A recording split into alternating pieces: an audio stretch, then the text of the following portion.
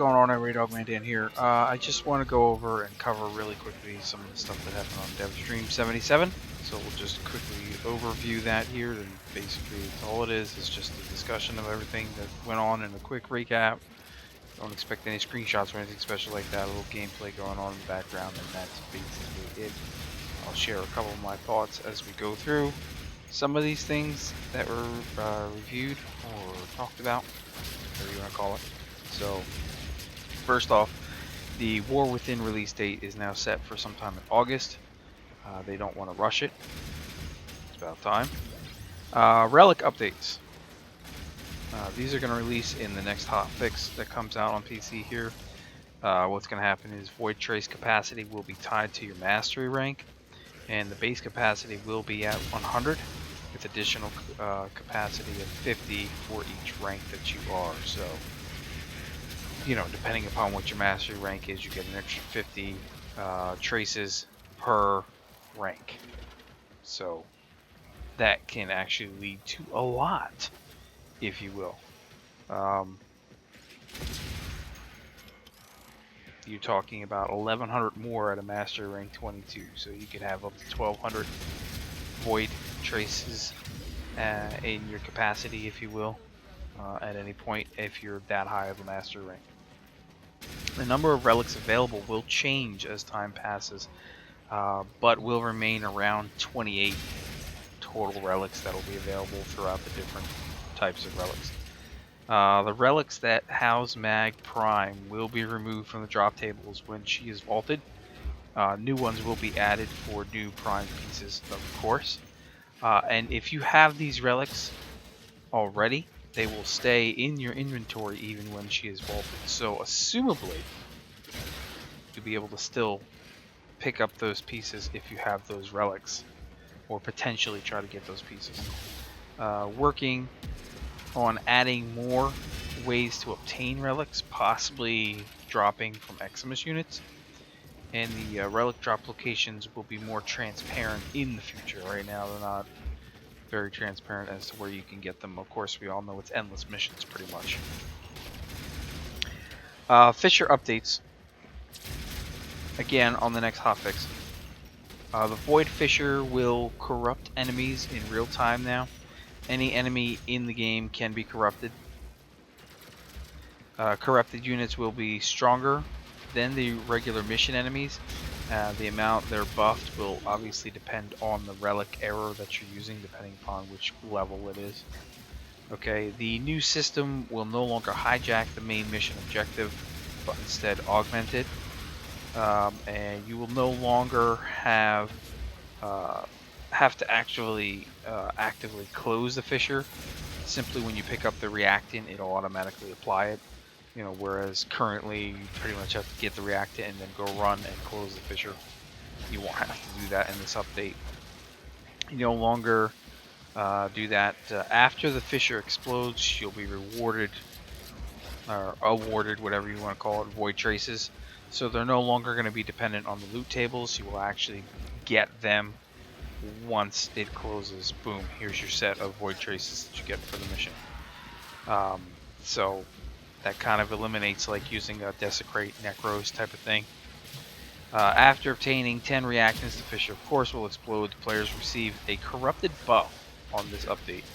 Either your Warframe or your weapon will be corrupted and given either infinite ammo, infinite channeling, infinite energy, etc. for a small amount of time. Kind of like what the Svita Cavet does with the buffs.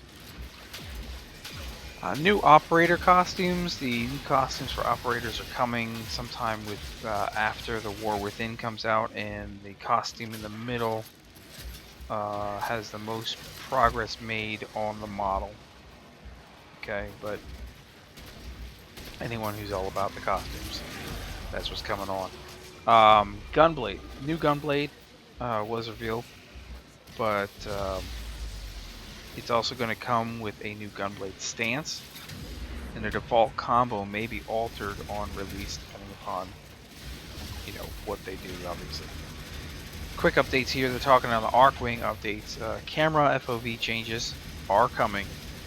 with a more zoomed out position, so that should help out a little.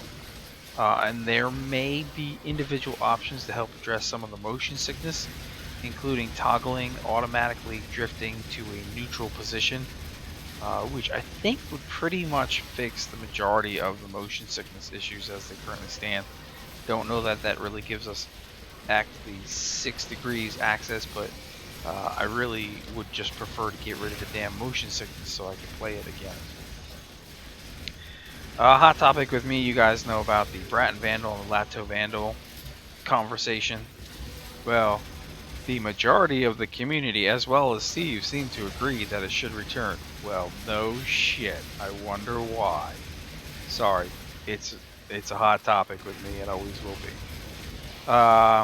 One idea, if they return, is possibly giving cosmetic bonus, perhaps a skin for the weapons.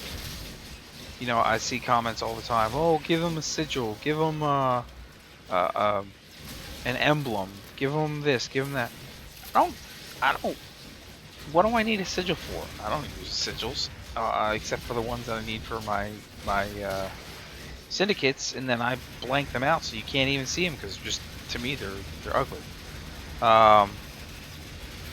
What do I need an emblem for? I've got like 30 million emblems, and the only emblems I ever use anyway are my clan and my alliance emblem.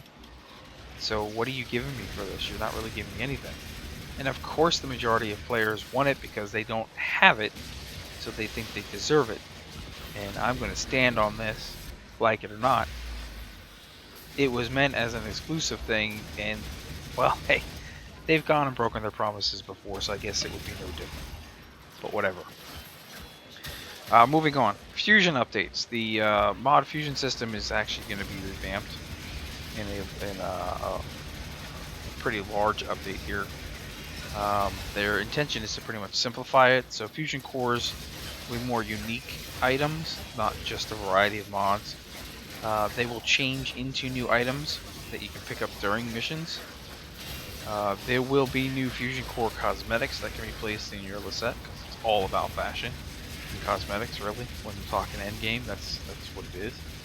And things like the what we currently have, your legendary cores and other fusion cores, will actually be converted appropriately to whatever the new system is. So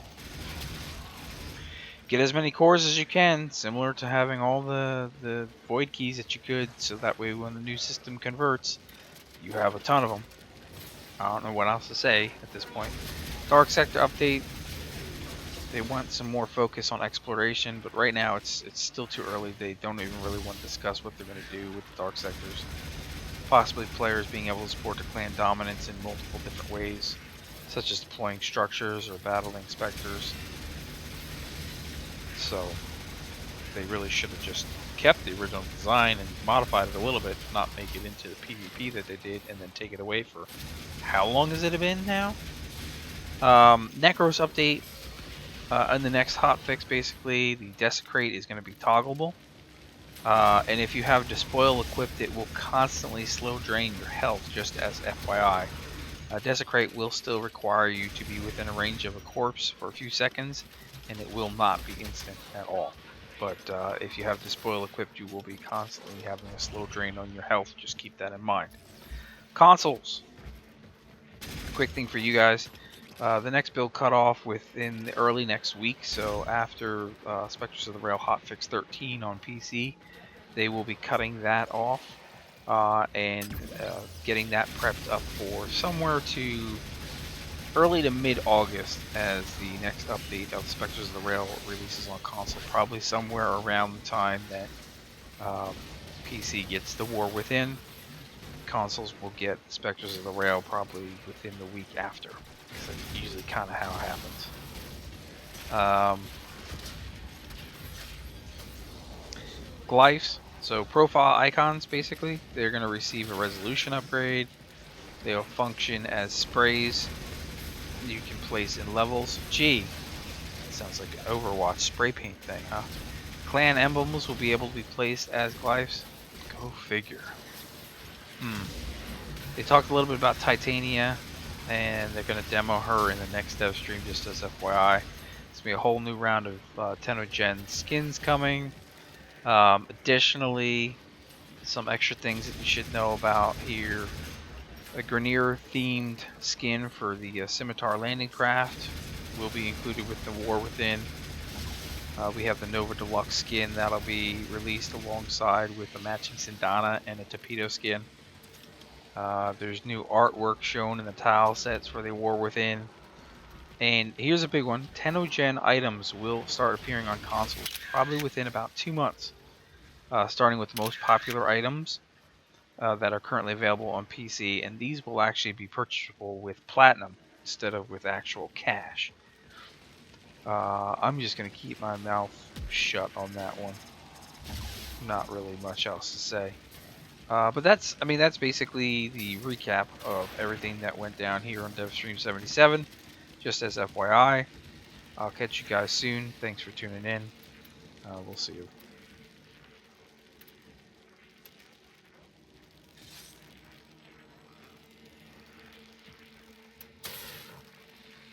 Another job well executed.